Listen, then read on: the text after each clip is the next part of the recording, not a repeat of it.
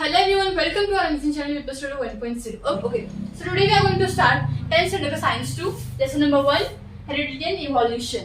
Okay. So हम लोग heredity and evolution में अपना स्टार्ट करने वाले हैं. उसमें सबसे पहला पॉइंट क्या है वो देखते हैं.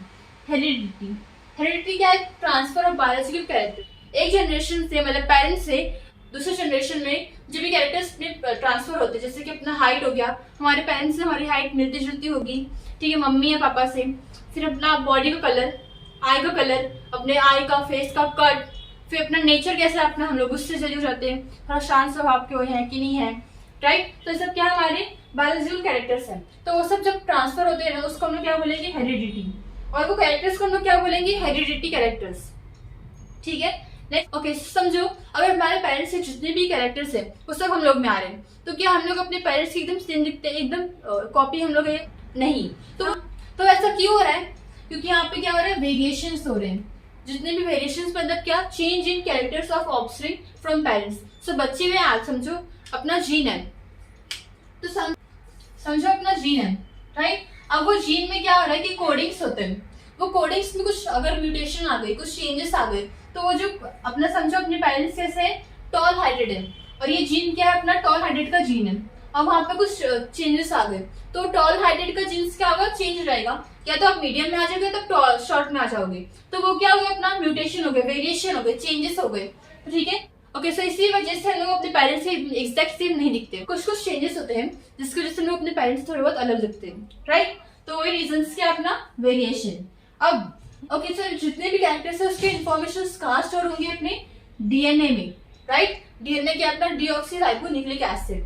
तो डीएनए क्या? अपना जो भी इंफॉर्मेशन अपनी बॉडी का, जितने भी कैरेक्टर्स की इंफॉर्मेशन कौन स्टोर करके रखेगा? अपना डीएनए, राइट.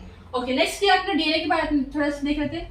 डीएनए क्या? अपने जेनेटिक मटेरियल है, मतलब जितने भी जेनेटिक इंफॉर्मेशन है वो सब कहाँ पे है? डीएनए में है. डीएनए का स्ट्रक्चर कैसा होता है? डबल हेलिक्स होता है. कैसे स्ट्रक्चर है अपना? डबल हेलिक्स, मतलब ये वाला स्ट्रक्चर कैसे है? डबल स्ट्रैंडेड है. 2 स्ट्रैंड्स है इसमें. डबल स्ट्रैंड्स मतलब क्या? इसमें 2 स्ट्रैंड्स, एक ये स्ट्रैंड और एक ये स्ट्रैंड, राइट. तो अपना क्या है? Deoxyribonucleic acid which is a genetic material and having double helix structure, also double stranded. They are what? Double stranded. Okay. Now next is some important terms. यहाँ पे उन्होंने बहुत बार सुना है डीएनए, जीन, some क्रोमोसोम. तो ये सब क्या होते हैं वो सब देखते हैं हम लोग. उसके पहले हम लोग देखते हैं कि जीन प्रेजेंट कहाँ होता है. अपना जो क्रोमोसोम है, अपना जीन है, अपना डीएनए, वो सब प्रेजेंट कहाँ होता है? तो समझो अपना ये सेल है, राइट. सेल में क्या प्रेजेंट होता है? न्यूक्लियस. न्यूक्लियस के अंदर हमारा क्या है? क्रोमोसोम है. ठीक है. न्यूक्लियस के अंदर हमारा क्या है? क्रोमोसोम है. तो वो ये बोल रहे हैं सेल है अपना, सेल के अंदर न्यूक्लियस है, न्यूक्लियस के अंदर क्रोमोसोम है. नाउ ओके, सो क्रोमोसोम के अंदर क्या है, कैसा है, वो सब देखते हैं. पहले तो क्रोमोसोम है हमारा ये. अब क्रोमोसोम के अंदर हमारा ऐसा ऐसा रहता है पूरा स्ट्रक्चर, और इस स्ट्रक्चर के अंदर क्या है? अपना डीएनए है. अब ये डीएनए के भी अंदर क्या है? समझो ये अपना डीएनए है. अब ये डीएनए के भी अंदर क्या है? ऐसा स्ट्रक्चर होता है. अभी इतना समझो, इतना कैरेक्टर्स क्या? अपना एक जीन है, एक जीन है. ऐसे बहुत सारे जीन्स होते हैं, ठीक है. तो ये एक अलग जीन हो गया. और जीन क्या करता है? इंफॉर्मेशन स्टोर करता है अपने कैरेक्टर्स के बारे में. तो समझो ये जीन जो है वो हेयर ग्रोथ के बारे में है. समझो ये हाइट के लिए है. हाइट कैसी होगी? टॉल होगी, शॉर्ट होगी. बाल कैसे होंगे? ठीक होंगे, ज्यादा बाल ग्रो होंगे कि कम बाल ग्रो होंगे, राइट. ये सब हमारे जीन्स हैं. तो आप क्लियर विद दिस कि कैसा होता है. यहाँ पे सेल रहता है, सेल के अंदर न्यूक्लियस रहेगा, न्यूक्लियस के अंदर क्या रहेगा? क्रोमोसोम रहेगा, उसके अंदर डीएनए. ओके, सो क्रोमोसोम के बारे में थोड़ा सा और पढ़ते हैं कि क्रोमोसोम का स्ट्रक्चर एक्चुअल में होता कैसा है. ओके, सो हमने देख लिया अपना जीन क्या करता है? जेनेटिक इन्फॉर्मेशन स्टोर करता है. समझो हमारा जीन क्या किया? जेनेटिक इन्फॉर्मेशन स्टोर कर लिया, ठीक है. जीन जिसमें अपना डीएनए में है, ठीक है. डीएनए हो गया. अब डीएनए ऐसे इतना लंबा स्ट्रैंड्स होते हैं, ठीक है. कितने मीटर्स के होते हैं डीएनए. तो वो अपने क्रोमोसोम में आ नहीं सकता. तो हम लोग क्या करेंगे? उसको हिस्टोन करके एक प्रोटीन होता है, ठीक है. 8.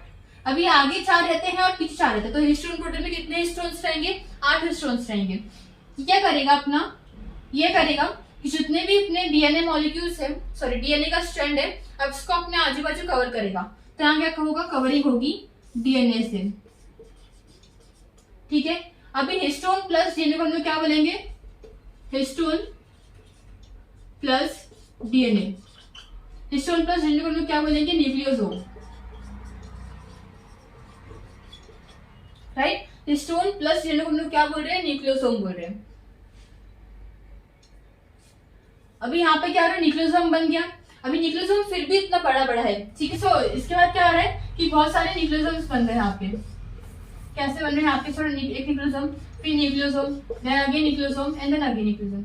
अब यहाँ पे क्या हो रहा है कि बहुत सारे न्यूक्लियोसोम्स मिलकर क्या बना रहे हैं, एक क्रोमैटिन बना रहे हैं, क्रोमैटिन फाइबर, ठीक है। बहुत सारे न्यूक्लियोसोम्स मिलकर क्या बना रहे हैं, क्रोमैटिन फाइबर। तो अभी यहाँ पे क्या होगा, जितने भी अपने क्रोमैटिन फाइबर्स हैं वो आगे क्रोमोसोम्स में बैठ जाएंगे। ये अपना क्रोमोसोम है तो यहाँ पे क्रोमैटिन फाइबर आ गया,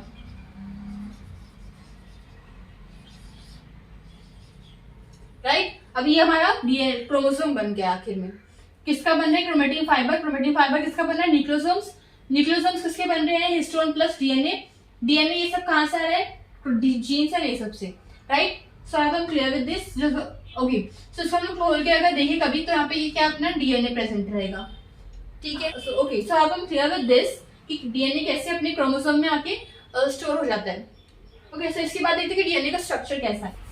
ओके, सो अपना क्या डीएनए है, डीएनए कैसे अपना डबल स्ट्रैंडेड, एक स्ट्रैंडेड ये, एक स्ट्रैंड ये, ठीक है। तो ये स्ट्रैंड्स जो है एक दूसरे से कनेक्टेड कैसे हैं, ये स्टेबल कैसे है, वो सब देखना हम लोग को। तो पहले डीएनए अपना बनता कैसे है, डीएनए बनता है sugar plus phosphate group plus nitrogenous base, ठीक है। डीएनए कैसे बनता है, शुगर से, फॉस्फेट ग्रुप से और नाइट्रोजनस बेस से बनेगा। ओके, सो इसका अरेंजमेंट कैसा होता है डबल स्ट्रैंड्स का, वो देख लेते हैं। यहाँ पे अपना शुगर मॉलिक्यूल है, ठीक है। शुगर मॉलिक्यूल के लेफ्ट साइड में क्या रहेगा, फॉस्फेट ग्रुप रहेगा फर्स्ट स्ट्रैंड के, ठीक है। अगेन ये शुगर मॉलिक्यूल से कनेक्टेड रहेगा, फिर बाद में वापस phosphate molecule, then again sugar molecule and phosphate molecule and so on, ठीक है। ये एक स्ट्रैंड बन गया। अब दूसरा स्ट्रैंड बनाते हैं। क्या होता है यहाँ पे, शुगर प्लस यहाँ पे दूसरा फॉस्फेट ग्रुप आएगा। अभी यहाँ पे देखना, यहाँ फॉस्फेट ग्रुप कहाँ पे, ऊपर साइड पे, यहाँ पे कहाँ है, नीचे साइड पे, तो ये ध्यान रखना। फिर phosphate group, again sugar, again phosphate group, then again sugar. ये कैसा उल्टा चल रहा है, राइट। तो ये कैसा है, एंटी पैरेलल है। पैरेलल तो है, मतलब कैसे सामने सामने तो है, पर इसका डायरेक्शन कैसा है, समझो इस साइड जा रहा है और एक कहां जा रहा है, इस साइड जा रहा है। तो ये कैसे एंटी पैरेलल डायरेक्शन में जा रहे हैं। तो अपने डीएनए कैसे होते हैं, एंटी पैरेलल डायरेक्शन में होते हैं। अब यहाँ पे क्या क्या आ गया, शुगर आ गया, फॉस्फेट ग्रुप आ गया, क्या बचा अपने नाइट्रोजनस बेस बचा। तो वो कैसे रहेगा, यहाँ पे रहेगा एनबी, दोनों साइड का NB,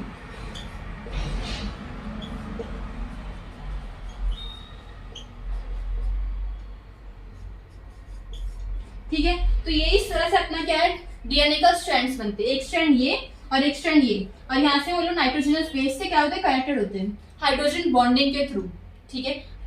I hope I am clear with this कि डीएनए का स्ट्रैंड कैसा होता है और कैसे वर्क करता है, कि कैसा रहता है। डीएनए में क्या रहता है, sugar plus phosphate plus nitrogenous base. Arrangement कैसा है, ऐसा है। और ये कैसे है, एंटी पैरेलल में, पैरेलल स्ट्रैंड्स है पर कैसे है, एंटी मतलब अपोजिट डायरेक्शंस में वर्क कर रहे हैं, right. So I am clear with this. अभी यहाँ पे नया टर्म आपको मिला है, नाइट्रोजनस बेस। और नाइट्रोजनस बेस क्या होता है वो देखते हैं हम लोग ना। नाइट्रोजनस बेस क्या होता है यहाँ पे वो देख लेते हैं। नाइट्रोजनस बेस में क्या है, दो टर्म्स आते हैं, दो पार्ट में डिवाइड होता है। क्या है, प्यूरिन्स, नाइन्थ का आपने पढ़ा होगा ये, and pyrimidine, right. Purines and pyrimidines. Purines में क्या रहता है, adenine, adenine and guanine, okay. Pyrimidines में क्या रहेगा, थायमिन और यहाँ पे साइटोसिन, ओके। सो इन चीजों को आपको याद रखना पड़ेगा कि प्यूरिन्स में क्या आएगा, एडिनाइन एंड ग्वानाइन, पिरिमिडिन्स में क्या आएगा, थायमिन एंड साइटोसिन। मैं कैसे याद करती हूँ कि पहले क्या आएगा, यू आएगा, तो पहले प्यूरिन्स आएगा, फिर बाद में क्या आएगा, वाई आएगा, तो बाद में क्या आएगा, पिरिमिडिन्स आएगा। अब यहाँ पे प्यूरिन्स में क्या आएगा, ए जी, ठीक है। तो ए जी टी सी, इसका मतलब क्या, ए जी टेक क्या है, राइट। सो ये मेरे ये ओके, सो इस तरीके से मैं याद करती हूँ, आप लोगों को अच्छा लगा तो आप लोग भी याद करना इस तरीके से कि प्यूरिन्स में क्या रहेगा Ag, पिरिमिडिन्स में क्या रहेगा टेक केयर मतलब Tc, और इसी तरीके से इनकी पेयरिंग भी होती है, मतलब Ag लिख दो और Tc लिख दो, और इसी से हमारा क्या हो जाएगा पेयरिंग हो जाएगा इन दोनों में। ओके, सो यहाँ पे ये वर्क कैसे करता है मैं आप लोगों को बताती हूँ। पहले तो एडेनाइन थाइमिन के साथ पेयर करेगा, ग्वानिन साइटोसिन के साथ में ऑलवेज, ये रूल है हमेशा ऐसा ही होगा। पर ये किसके केस में है, ये डीएनए के केस में। आगे क्या होगा मैं आगे बताऊंगी आपको, पहले डीएनए में देख लेते हैं, तो समझाइए अपना स्ट्रैंड है डीएनए का, ठीक है। यहाँ पे एक स्ट्रैंड में कोड्स लिए गए, तो यहाँ पे एक स्ट्रैंड में क्या दिया, नाइट्रोजनस बेस डाला गया है, क्या दिया A G T C A C G, कोई भी आप लोग कोडिंग दे सकते हो, ठीक है। उसके बाद आप लोग को क्या करनी, पेयरिंग करनी है। तो A के साथ कौन पेयर करेगा, T करेगा, A T, G के साथ में C, T के साथ में A, C के साथ में G। वापस देख लो, A के साथ कौन आ रहा है, T आ रहा है तो T लिख दिया, G के साथ में कौन आ रहा है, C आ रहा है, C लिख दिया, T के साथ में कौन आ रहा है, A आ रहा है एडेनाइन तो वो लिख दिया, C के साथ में कौन आ रहा है, ग्वानाइन वो लिख दिया, A के साथ में कौन आ रहा है, अगेन थाइमिन T लिख दिया, C के साथ में G, G के साथ में C। इस तरीके से क्या होता है, कोडिंग होता है, राइट। सो इस तरीके से अपना क्या हो रहा है कि पेयरिंग हो गया। तो यहाँ पे क्या हो रहा है कि दो डीएनए का स्ट्रैंड इस तरीके से आपस में कनेक्ट हो रहे हैं, ठीक है, समझ में आया। ओके, सो यहाँ पे डीएनए का अपना केस हो गया। अब आरएनए में क्या होता है वो देख लेते हैं। सब कुछ सेम रहेगा, A G C, बस T की जगह पे क्या आ जाएगा, यूरैसिल आ जाएगा, क्या आ जाएगा, यूरैसिल, ठीक है। तो यहाँ पे T नहीं, थाइमिन नहीं आएगा, यहाँ पे क्या आएगा, यूरैसिल आएगा। तो ये डिफरेंस होता है डीएनए और आरएनए में अपने नाइट्रोजनस बेस के लिए, ठीक है। तो A की जगह पे क्या, सॉरी T की जगह पे क्या आएगा, uracil. Okay, so after the structure of DNA हम लोग आते हैं कि ये सब जो डीएनए का स्ट्रक्चर मिला है, क्रोमोसोम्स मिला है, और जो भी चीजें है वो सब लोग को कहाँ से और कौन से साइंटिस्ट ने दी है। सो यहाँ पे सबसे पहले नाम है किसका, ग्रिगॉन जॉन मेंडल। ग्रिगॉन जॉन मेंडल क्या है, कौन है, इन्होंने क्या है, ये क्या है, पायनियर ऑफ मॉडर्न जेनेटिक्स है। तो ये कौन है, फादर ऑफ जेनेटिक्स है, ठीक है। इन्होंने उस टाइम पे इतने सारे इन्फॉर्मेशन, इतने सारे थियोरीज बना दिए थे, इतने सारे डिस्कवरी कर दिए थे, पर उनको उस वक्त इस चीज का क्रेडिट नहीं मिला था। क्यों नहीं मिला था, क्योंकि उस वक्त उन लोगों को, जो उस टाइम पे लोग थे, साइंटिस्ट थे, उनको इस चीजों का पता नहीं था, ठीक है, क्योंकि बहुत ज्यादा मॉडर्न चीजें इन्वेंट कर रहे थे, पर उस टाइम को उनकी थ्योरी को अंडरस्टैंड करने के लिए बहुत टाइम लग गया। नेक्स्ट एक साइंटिस्ट आया, ह्यूगो वेरिस। ह्यूगो वेरिस ने एक थ्योरी दिया था जिसका नाम था म्यूटेशनल थ्योरी। ओके, तो उस थ्योरी से बहुत इजी पड़ गया उनकी जॉन मेंडल की थ्योरी को समझने को, ठीक है। उसकी ओके, सो नेक्स्ट क्या हुआ कि Walter Sutton observe a pair of chromosome in cells of grasshopper. Grasshopper था अपना ऑर्गेनिज्म, उसमें इन्होंने एक पेयर ऑफ क्रोमोसोम्स देखा, ठीक है। हर एक उसके सेल में क्या देखा, पेयर ऑफ क्रोमोसोम्स देखा। तो उन्होंने उस टाइम पे ये ऑब्जर्व किया। उसके बाद क्या हुआ कि उस चीज पे बहुत सारे रिसर्च स्टार्ट हो गया, एंड देन पता चला कि जीन्स होते हैं जो कि कहाँ प्रेजेंट होता है, क्रोमोसोम में प्रेजेंट होता है, और उस जीन क्या करता है, सारे इन्फॉर्मेशन के पहले स्टोर करके रखता है। समझ में आया। नेक्स्ट क्या है, एक 3 साइंटिस्ट आए, कौन से थे, Oxford Avery, McLean McCarthy, Colin McLeod. ये 3 साइंटिस्ट थे जिन्होंने क्या किया, प्रूफ किया कि except virus all living organisms have DNA as genetic material. Genetic material अपनी बॉडी में था, यहाँ तक पता चल गया। अब ये 3 साइंटिस्ट ने क्या, इन्होंने क्या बताया कि सारी लिविंग ऑर्गेनिजम्स में क्या प्रेजेंट है, डीएनए, एक्सेप्ट वायरस। वायरस में क्या प्रेजेंट रहेगा, वायरस में क्या प्रेजेंट रहेगा, आरएनए प्रेजेंट रहेगा, ठीक है।